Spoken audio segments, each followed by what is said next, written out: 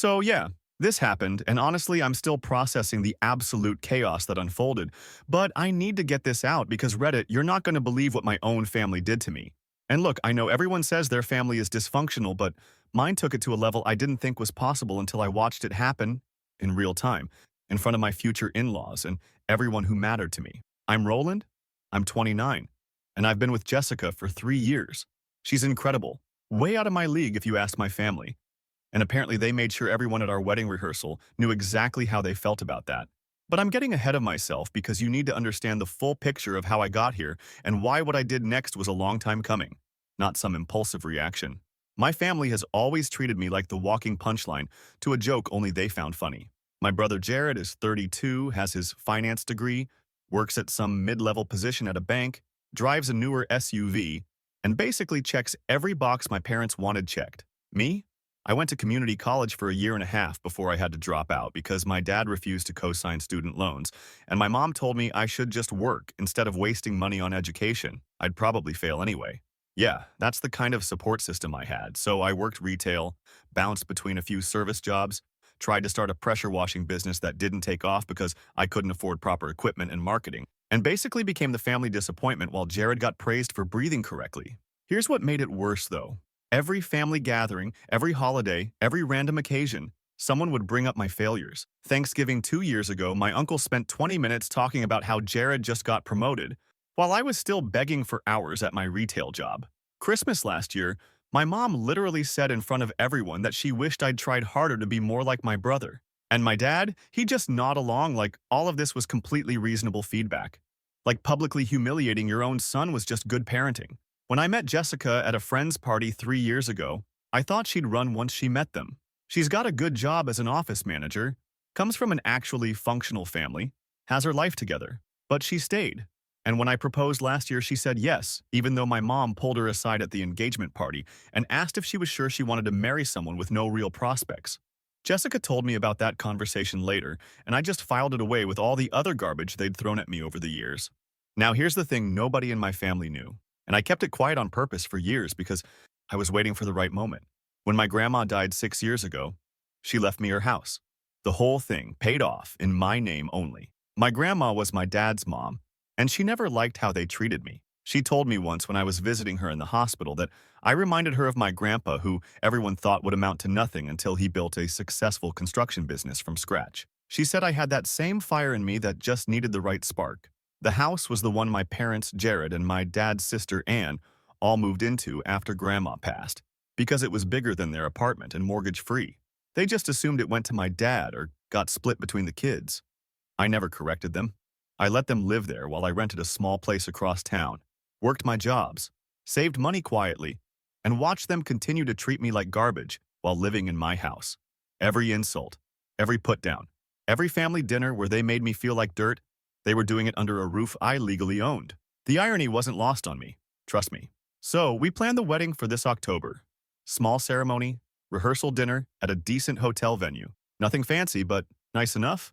Jessica's parents were helping pay for part of it, which my mom made sure to point out repeatedly, because apparently me not being able to afford a lavish wedding solo at 29 was another personal failing. The rehearsal was last month on a Thursday evening and everyone showed up. Jessica's parents, Herbert and Anne, seemed nice and normal. Her brother was there, some of her aunts and uncles, and then my side, which included my parents, Jared, Anne, and a few cousins. We did the practice ceremony run-through and everything seemed fine.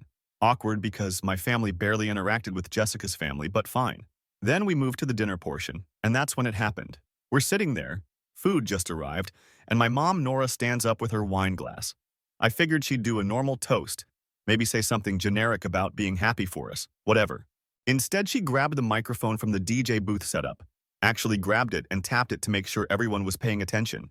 Then she started talking about how impressed she was with Jessica's patience, how it must take a special kind of woman to marry the family disappointment, how I'm 29 and still begging for shifts at my current job, living paycheck to paycheck, can't even afford my own wedding.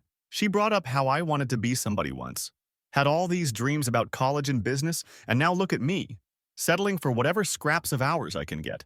The room went dead quiet, but she wasn't done. She said Jessica's parents must be so proud to have their daughter marry someone who can't even support himself properly. She made a joke about how long until Jessica realizes what she signed up for and looks for someone with actual ambition. Then she raised her glass like this was all completely normal. Before anyone could react, Jared stood up and added his own commentary. He said he'd give it 6 months before Jessica realizes she married a loser and starts looking for her backup plan. He made it sound like a joke, but everyone knew it wasn't. Then my uncle, Herbert's brother, chimed in about how I'd probably fail at marriage like I failed at everything else. My dad, my own father, raised his glass and said when this marriage falls apart like my college attempt, my business attempt, my everything, they'd take me back because they always do. He said it like he was doing me some massive favor. And then my cousins, 3 of them, actually started making bets on how fast I'd screw this up. Real money. Passing bills across the table, laughing about whether it'd take 3 months or a full year for Jessica to realize her mistake. They were enjoying themselves. Jessica's parents looked absolutely horrified. Her mom had tears in her eyes, and her dad looked like he wanted to flip the table. Jessica grabbed my hand under the table and squeezed it hard. I could see she was shaking, but I just smiled at her, squeezed back, and kept my expression completely neutral. Inside, I was done, completely finished with all of them. But I'd been planning for a moment like this for years, and I wasn't about to lose it in front of everyone. I didn't yell, didn't cause a scene, didn't defend myself. I just sat there holding Jessica's hand while my family destroyed me in front of everyone who mattered. The rehearsal dinner ended early because Jessica's family couldn't handle sitting there anymore, and honestly, I don't blame them. We left, Jessica cried in the car, asking me why I didn't say anything, and I told her I had something better than words planned. The next morning, I called the lawyer I'd been working with for the past year. Yeah, a year. Because I knew eventually they'd cross a line and I wanted everything ready when they did. I had him finalize the eviction paperwork for the house. 30 days notice, completely legal, everything documented showing I owned the property, and they'd been living there as guests essentially. No formal lease, no rent payments. The lawyer added documentation about the wedding rehearsal incident as additional context for why I was terminating their residence. 5 days after the rehearsal, on a Tuesday morning while they were all at the house, a process server delivered the official paperwork to each of them individually. My parents, Jared and Anne, all got served at the same time. The papers clearly stated they had 30 days to vacate the property I owned, the house they'd been living in for 6 years, thinking it belonged to them, or at least to my dad. I didn't answer my phone that day. Ignored probably 40 calls between all of them. Blocked them on social media. Jessica and I were at my apartment when the calls started coming in, but I'd already warned her what was happening, and she supported it completely after what they'd done. But then, 3 nights after they got served, I woke up at 3 a.m. to banging on my apartment door and voices outside yelling my name. I looked through the peephole, and there they were, all of them. My mom, my dad, Jared, Anne, standing in the hallway of my building at 3 in the morning making noise that was probably waking up half my neighbors. My mom was crying, actually crying, yelling through the door that I couldn't do this to family, that I was being cruel, that we needed to talk. My dad kept demanding I open the door and be reasonable. Jared was pacing and muttering about how I couldn't just throw them out on the street. Anne was begging, literally begging, saying they'd apologize, they'd make it right. Just please, don't go through with this. I stood there in my boxers watching them through the peephole, having a full meltdown in my hallway at 3 a.m. And all I could think about was my mom telling everyone I was the family disappointment while they lived in the house my grandmother left me because she actually believed in me. I didn't open the door. Update 1. All right, Reddit, buckle up because the 3 a.m. incident was just the beginning. And honestly, what happened after that made the rehearsal dinner look like a minor disagreement. And shout out to everyone who commented on my original post saying I should have recorded the hallway meltdown. You were absolutely right, but I was half asleep and frankly just wanted them gone. So I didn't open the door that night. Just stood there watching through the peephole while they eventually realized I wasn't coming out. My dad tried the reasonable approach, saying they just needed to talk like adults, that throwing them out over one bad night was extreme. My mom kept crying about how could I do this to my own mother. Jared was getting angrier and kept threatening to call the police until Anne told him that would probably just get them in trouble for disturbing the peace. Eventually, my neighbor 2 doors down, this guy who works early shifts, came out and told them to leave, or he was calling the building manager. They left, but not before my mom yelled through the door that this wasn't over, and we were going to talk whether I liked it or not. Jessica stayed over that night, and she was the one who convinced me I needed to actually communicate with them at some point because ignoring them completely would just make them more desperate and unpredictable. She wasn't saying I should back down, just that I needed to control the conversation instead of letting them control when and how we talked. Smart woman. Which is exactly why I'm marrying her, and exactly why my family spent years making me feel like I didn't deserve her. The next day, I unblocked my dad's number specifically and sent him a text saying if they wanted to talk, we could meet somewhere public on Saturday afternoon. I picked the food court at the shopping mall across town from where they lived because there'd be people around and they couldn't make a scene without looking insane. Also because I wanted them to drive 30 minutes to meet me on my terms, not theirs. Saturday came and I showed up with Jessica because I wanted her there as a witness to whatever they were going to try.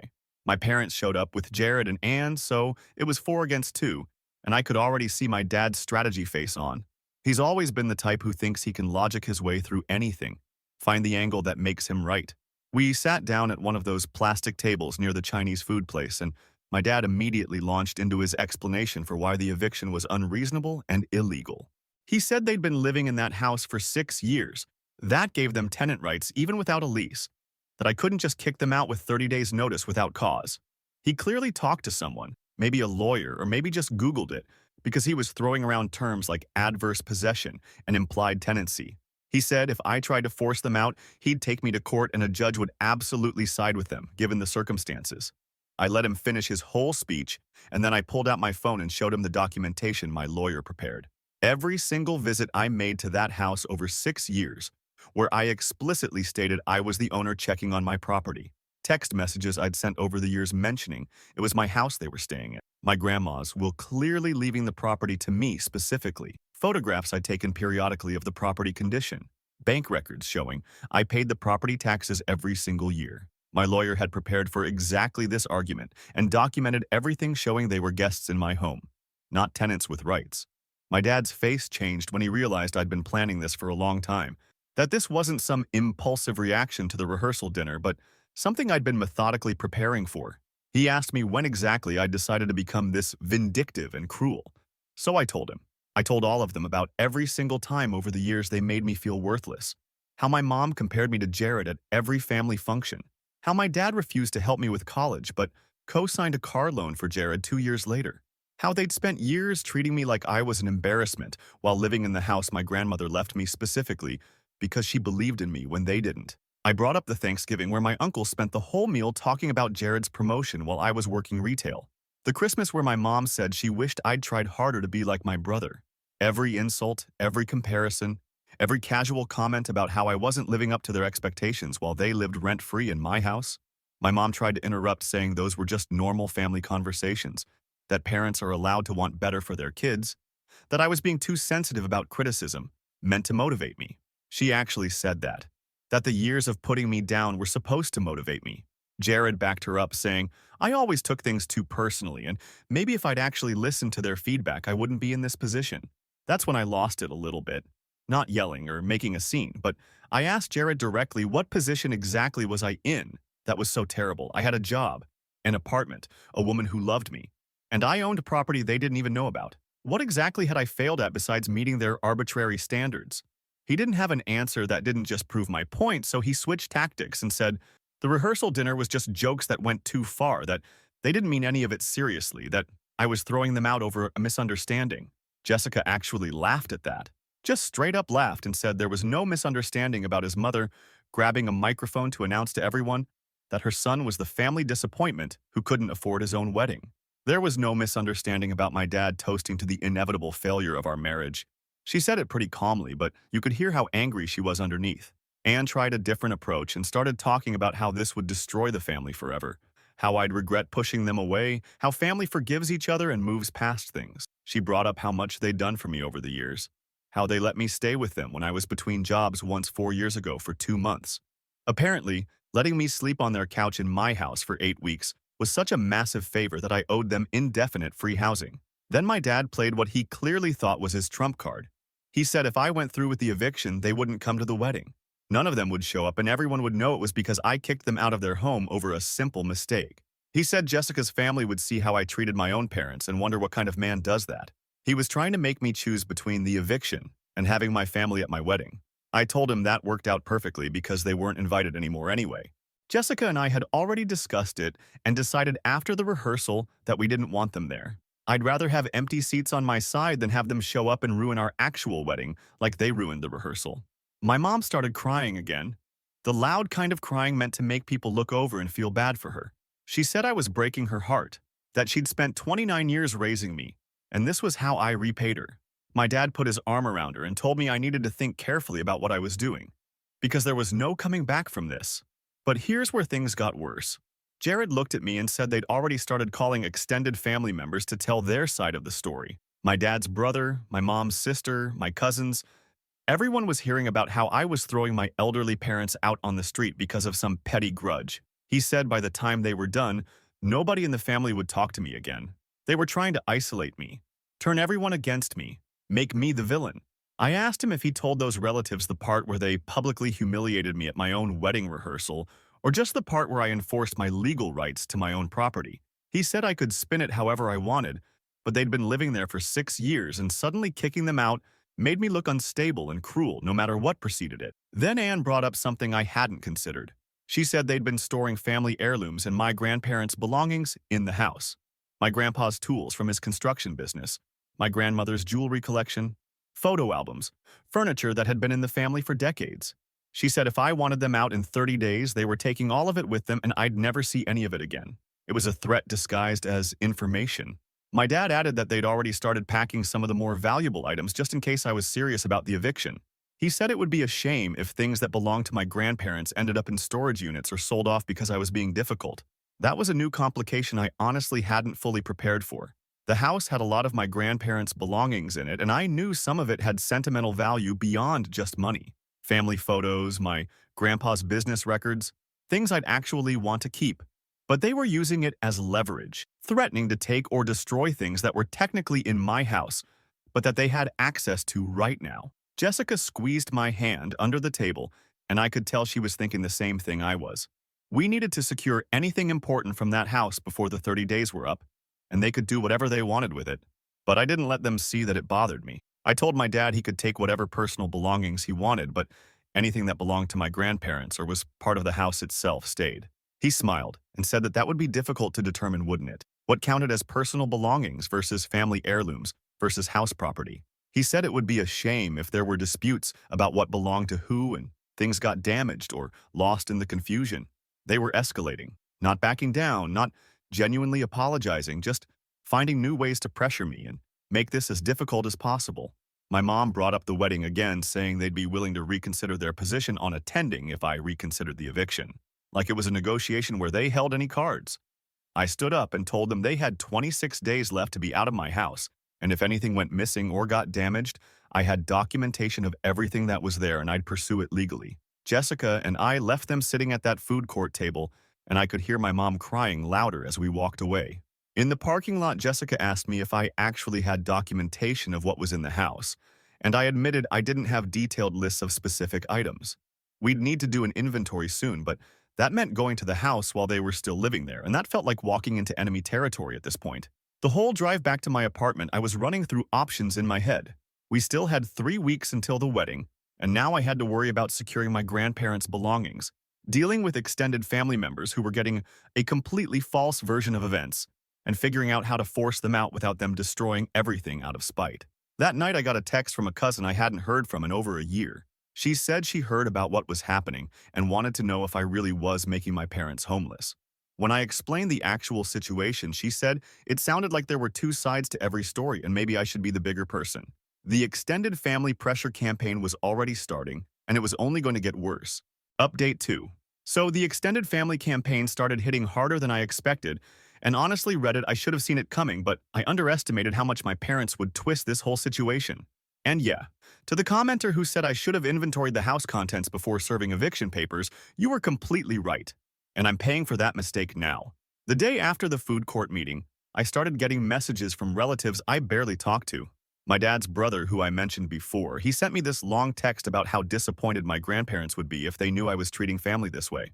My mom's sister sent a Facebook message saying she always knew I had a mean streak, but didn't think I'd actually throw my own parents onto the street. 3 different cousins reached out within the same afternoon, all saying basically the same thing, which told me my parents had definitely coordinated what story they were spreading. What really bothered me was how effective their version was.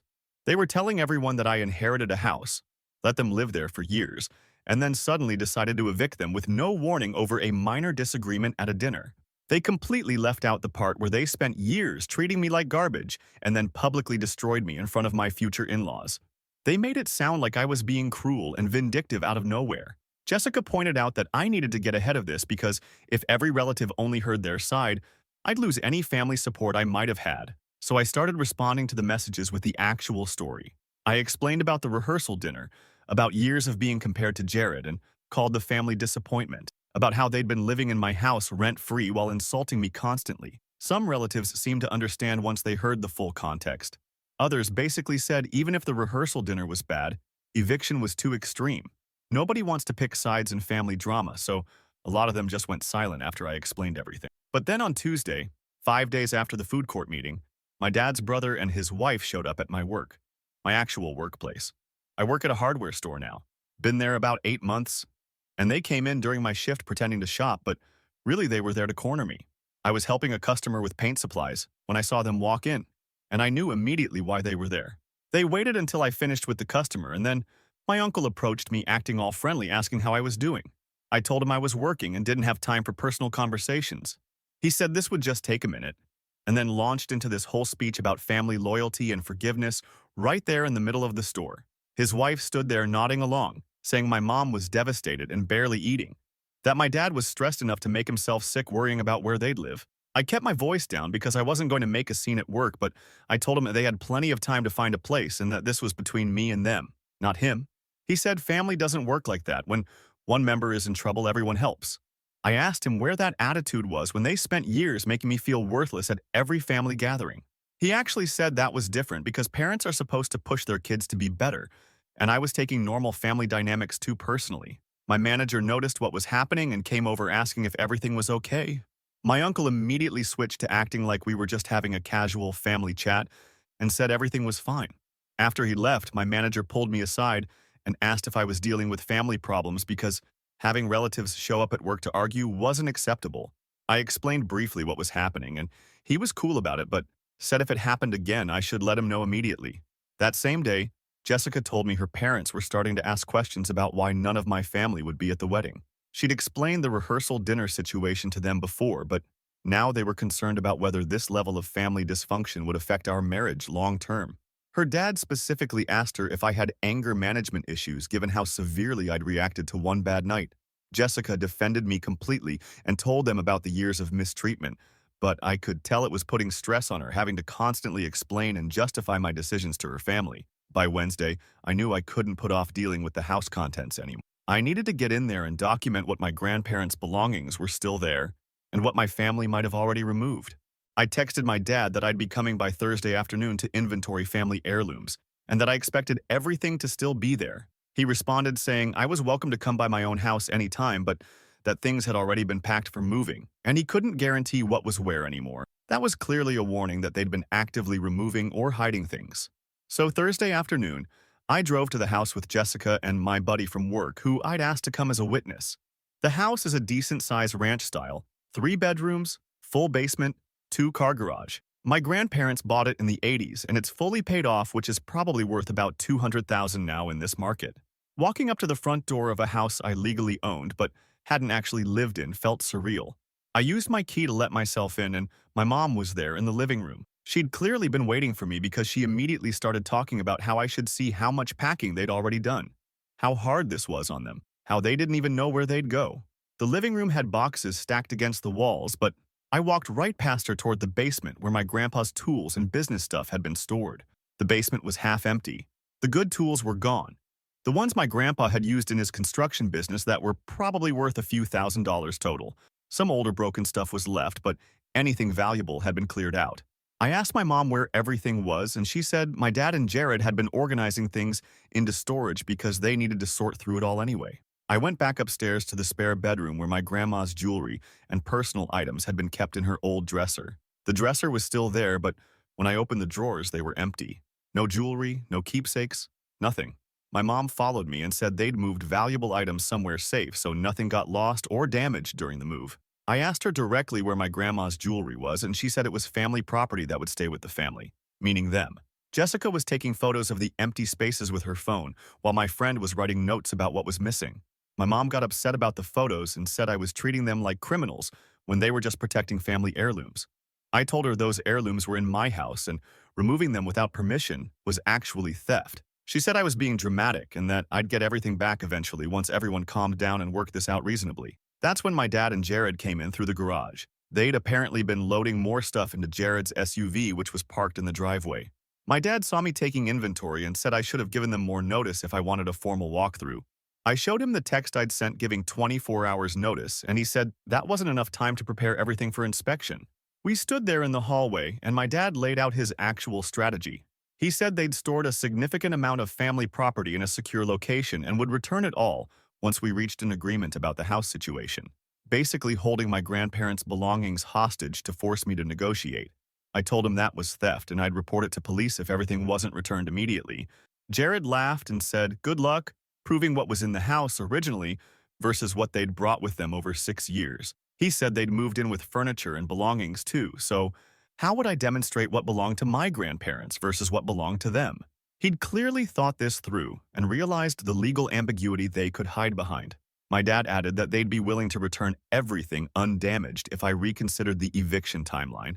He suggested we could work out an arrangement where they had 6 months to find a new place instead of 30 days. He said that was reasonable given they'd lived there for years and needed time to properly relocate. In exchange, they'd ensure all family heirlooms were carefully returned, and we could start rebuilding our relationship before the wedding. I asked him if he seriously thought I'd negotiate with them after they stole from me. He said it wasn't stealing, it was protecting shared family assets during a dispute. He actually used those words like he'd practiced them. My mom jumped in saying this whole situation could be resolved if I just showed some compassion and understanding for how difficult this was for them. Jessica finally spoke up and asked my dad if he understood that what they did at the rehearsal dinner was unforgivable, that no amount of time or negotiation would make me want them in my life after that level of public humiliation. He looked at her and said she seemed like an intelligent woman, so surely she understood that families go through conflicts and work them out. He said her own parents must have disagreed with her at times and she didn't cut them off forever over it. She told him there was a difference between disagreement and deliberate cruelty, that what his family did wasn't a difference of opinion, it was a calculated attack designed to humiliate me in front of everyone who mattered. He dismissed that and said it was one evening where some jokes went too far and everyone was being overdramatic about it. That's when I realized they genuinely didn't think what they did was that serious. They saw the rehearsal dinner as minor, forgivable, and my reaction as completely disproportionate. There was no remorse, no real understanding of why their behavior was so damaging.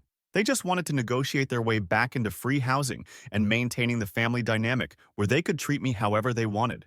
I told them they had 22 days left to vacate and I wanted everything that belonged to my grandparents returned within 1 week, or I'd file a police report and a separate civil suit for the value of the missing items. My dad said that would be a mistake because it would make everything adversarial when it didn't need to be. I said it was already adversarial the moment they started stealing from me. We left, and I could hear my mom crying as we walked out, which I'm sure was performative for my benefit. In the car, Jessica asked what I was actually going to do about the missing items, and honestly, I wasn't completely sure. Filing a police report might not accomplish much if I couldn't prove what was there originally. A civil suit would be expensive and time-consuming, but I couldn't just let them keep my grandparents' belongings. That night, I got a call from my Aunt Anne. She was calmer than the others and said she wanted to have a real conversation without everyone else around. She asked if we could meet somewhere to talk, just the two of us. I was suspicious but agreed, because maybe she'd be more reasonable one-on-one. We met Friday evening at a restaurant near my apartment. Anne sat down and immediately said she thought the whole situation had gotten out of control on both sides, that my parents had handled the rehearsal dinner badly, but I was also handling the aftermath badly. She said she'd been living in the house too and would be homeless along with them. Did I care about that at all? I asked her why she thought her housing situation was my responsibility when she was a grown woman with a job. She said family takes care of family, and this felt like I was abandoning everyone over hurt feelings. I explained for what felt like the 100th time that it wasn't hurt feelings, it was years of systematic mistreatment culminating in public humiliation. She nodded along but then said that from their perspective, I'd always been difficult and sensitive, that I took criticism too hard, and that maybe some of my struggles in life came from my attitude, not from their treatment. She actually suggested that if I'd been more receptive to their feedback over the years, I might be in a better position now. I stood up to leave, and she grabbed my arm saying, "Wait, That came out wrong. She was just trying to understand both perspectives. She said regardless of who was right or wrong about the past, the current situation was hurting everyone and making the whole family miserable. She asked what it would take for me to stop the eviction. I told her there was nothing they could offer that would make me want them in my house or my life anymore. She said I'd regret this decision when I was older and realized family was all that mattered. The wedding was coming up in 2 weeks, and now I had multiple problems stacking up. Missing family heirlooms I needed to recover somehow. Extended family members pressuring me from all sides. Jessica's parents questioning whether I was stable enough for marriage. My own family refusing to move out and actively stealing from me. And I still hadn't figured out where they'd actually stored everything they'd taken from the house. Saturday morning, I woke up to missed calls from my mom, my dad, Jared, and Anne. When I finally listened to the voicemails, they were all saying the same thing. They'd consulted with a lawyer who told them they might have grounds to fight the eviction based on how long they'd been living there. My dad left a message saying his lawyer suggested they could claim they'd been maintaining and improving the property for years, which gave them certain rights. He said if I pushed this to court, it would get expensive and complicated for everyone. They were calling my bluff, betting I wouldn't actually force a legal battle over the house. And the worst part was they were probably right that a court fight would be expensive and time-consuming even if I ultimately won. I needed a new strategy, and I needed it fast because 21 days left wasn't much time and they were clearly not planning to leave quietly. Final update. All right, Reddit. This is the conclusion, and I'm not going to lie. It got uglier before it got better, but some of you called exactly how this would play out. And I wish I'd listened to certain suggestions earlier. For everyone who said I should have calculated back rent from day one, you were absolutely right, and that became my nuclear option. After getting those voicemails about their lawyer saying they could fight the eviction, I spent Sunday morning with my own lawyer going over every possible angle. He's the same guy who helped me prepare the original eviction paperwork, and he'd been waiting for them to try this. He pulled out a file he'd already prepared months ago when we first started planning this, and showed me something I'd honestly forgotten about. When my grandma left me the house, the will specifically stated it was for me to live in or use as I saw fit. My lawyer had documentation of every property tax payment I'd made for 6 years, every homeowner's insurance payment, every major repair expense. He'd calculated that the fair market rent for a house that size in that neighborhood was around $1,800 a month, times 6 years. That's $129,600 in rent they should have paid me. Now, obviously, I'd let them live there rent-free and never asked for payment. But my lawyer explained that their lawyer, claiming they had tenant rights, actually opened the door for me to claim they owed back rent for their tenancy. If they wanted to be legal tenants with rights, then they owed legal rent. He said I could file a civil suit claiming they'd been living in my property without compensation, and that the eviction was justified based on non-payment. The number was high enough that it would financially destroy my parents. They didn't have that kind of money. My dad works a normal job. My mom hasn't worked in years. Jared makes decent money, but not enough to cover 6 figures. If I actually pursued this legally and won even a portion of it, it would bankrupt them. My lawyer said we had a strong case given all the documentation and their own lawyer's argument that they were legitimate tenants. I told him to prepare the paperwork for the civil suit, but hold off filing it until I tried one more direct conversation with them. Not because I was getting soft, but because I wanted them to understand exactly what they were facing before it hit them legally. Monday morning, I texted my dad and said I needed to meet with him and my mom, without Jared or Ann present. Just the 3 of us? He agreed, and we met at a diner across town that evening. They showed up looking tired, and my mom's eyes were red like she'd been crying recently. They sat across from me in the booth, and my dad started talking about how his lawyer said we could work out a settlement that would be better for everyone. I cut him off and put a folder on the table between us. Inside was the calculation of 6 years of market rate rent, the property tax payments, insurance costs, and maintenance expenses I'd covered. I showed them the total amount and told them this was what they actually owed me if they wanted to claim tenant rights. My mom looked at the number and went pale. My dad stared at it and said that was absurd. They were family, and I'd never asked them to pay rent. I said that was exactly right. I'd let them live there free out of family obligation while they spent 6 years treating me like I was worthless. And now their lawyer wanted to claim they had tenant rights. So here were the tenant obligations that came with those rights. I asked if they'd like me to file this civil suit or if they'd prefer to vacate by the original deadline, and we could forget the back rent. My dad said this was blackmail and manipulation. I said no. This was me using the exact same legal system they'd threatened to use against me. He said no judge would award me that much money for family living arrangements. I told him my lawyer disagreed, and either way, fighting it in court would cost them thousands in legal fees they didn't have. Even if they won, they'd lose money on lawyers, and if they lost, they'd be financially ruined for years. My mom started crying and asked why I was doing this to them, why I couldn't just forgive them and let them stay until they found something affordable. I asked her if she remembered what she said into that microphone at my wedding rehearsal. She said it was a mistake, she'd had wine, she was trying to be funny. I asked her if she thought Jessica's parents found it funny watching her call their future son-in-law a disappointment who couldn't support himself. She said she'd apologize to Jessica's parents if that's what I wanted. I told her it was 6 years too late for apologies. My dad tried a different approach and said if I did this, if I actually pursued this money from them, I'd never have a relationship with them again. I said I didn't want a relationship with people who publicly humiliated me and then stole my grandparents' belongings when I enforced my property rights. He claimed they didn't steal anything. They were protecting family heirlooms during a stressful situation. I asked him where my grandpa's tools were right now. He said they were in a storage unit they'd rented to keep everything safe. I asked for the storage unit address and key. He said once we worked out an arrangement about the house, they'd return everything.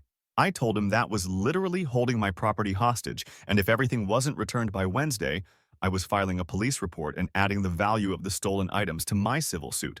My mom asked what I wanted from them. What would make me stop this? I said I wanted them out of my house in 19 days. I wanted all my grandparents' belongings returned immediately, and I wanted them to stop spreading lies to extended family members. She said they hadn't lied to anyone. They just told them what was happening. I pulled out my phone and showed her some of the messages I'd gotten from relatives claiming I was putting my elderly parents on the street over a dinner disagreement. My dad said people were drawing their own conclusions, and they couldn't control how family members interpreted the situation.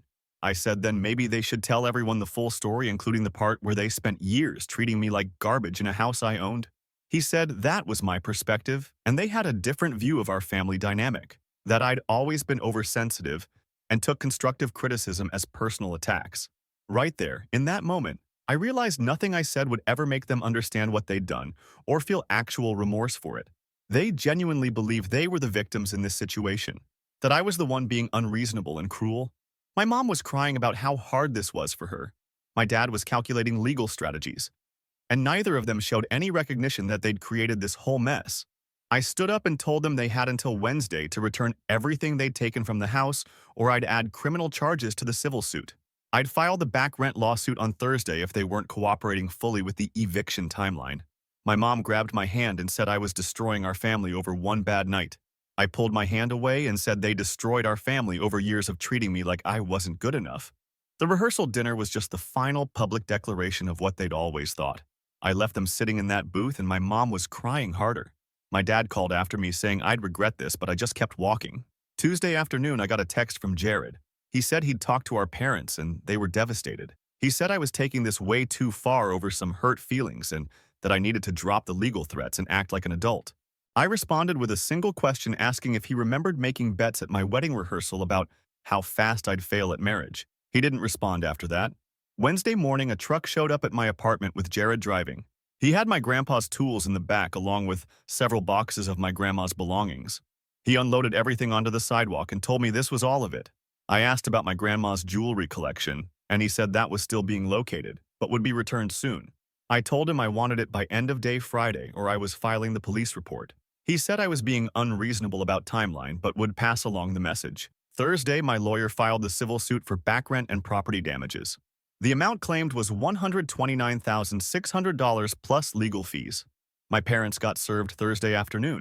Within an hour, my phone was exploding with calls and texts from them and extended family members who they'd apparently immediately contacted to tell them I'd sued them. My uncle left me a voicemail saying I'd crossed a line suing my own parents and that he'd never speak to me again if I went through with this. My mom's sister sent a long text about how family doesn't sue family, and I was setting a terrible example. 3 cousins messaged me saying they couldn't believe I'd actually take my parents to court. The family pressure was intense, but I'd expected it. Friday evening, a package was delivered to my apartment. Inside was my grandma's jewelry collection in the original boxes she'd kept them in. There was a note from my dad saying this was everything and asking me to drop the lawsuit. I had Jessica photograph everything and we stored it safely at her parents' house where my family couldn't access it. The wedding was that Saturday. We'd kept it small after uninviting my family, just Jessica's side and a few friends. It was actually perfect without them there. No tension, no worried looks, no wondering if someone would make a scene. Jessica's parents had come around after I'd explained everything in detail, and they'd seen how my family behaved. Her dad pulled me aside before the ceremony and said he respected how I'd handled a difficult situation. The ceremony itself was everything I'd wanted. Jessica looked incredible, the venue was nice, and for the first time in my adult life, I was at a major event without my family making me feel inadequate. During the reception, I got a text from my mom saying she hoped I was happy with myself for excluding them from this day. I deleted it and didn't respond. The following week, my lawyer informed me that my parents' lawyer had filed a response to the civil suit claiming the rent amount was unreasonable and that family arrangements shouldn't be treated as commercial tenancies. My lawyer said that was expected and that we'd fight it. He also said their lawyer seemed inexperienced in property law, which would work in our favor. The eviction deadline was now 10 days away. My dad texted asking if we could extend it another month, given everything that was happening. I said no and that they needed to be fully moved out by the deadline or I'd have the sheriff enforce the eviction. He said they were still looking for a place they could afford and this wasn't enough time. I reminded him they'd had 30 days notice plus years of knowing this house belonged to me. 8 days before the deadline, my parents, Jared and Ann, showed up at my apartment building again. This time it was early evening, and they buzzed from downstairs asking to talk. Jessica was home with me, and she asked if I wanted her to tell them to leave. I said no. I'd go down and deal with this once and for all. She came with me. We met them in the building lobby, and my dad immediately started talking about how the lawsuit was affecting their ability to rent a new place. He said landlords were checking their background and seeing they were being sued for over $100,000 and refusing to rent to them. He said I was making it impossible for them to find housing. I said that wasn't my problem, and maybe they should have thought about consequences before stealing from me and threatening legal action. My mom said they couldn't afford a hotel for all of them, didn't have anywhere to go when the eviction deadline hit. She asked if I'd let them stay just 2 more months while they figured things out. I said absolutely not and that they'd known this deadline for weeks. Jared said I was being heartless and that I'd always had a cruel streak I kept hidden. Jessica told him that was rich coming from someone who publicly bet money on our marriage failing. Anne tried to reason with me, saying she'd personally ensure they all moved out on time if I'd just drop the lawsuit so they could rent somewhere. I told her the lawsuit was staying active until they paid the amount owed or we settled in court. She said they didn't have that kind of money and never would. I said then they'd live with a judgment against them which would impact their credit and finances for years. My dad's face got red and he said I'd turned into exactly the kind of vindictive person who succeeds by hurting others, that I'd become cruel and calculating. I asked him if that's what happened when you spend years being told you're a disappointment. You eventually stop caring about disappointing people. He didn't have a response to that. They left and my mom was sobbing loud enough that other building residents were staring. Jessica squeezed my hand and said I'd done the right thing. We went back upstairs and I realized I felt relieved. Not guilty, not conflicted. Just relieved that this was almost over. The eviction deadline came on a Thursday.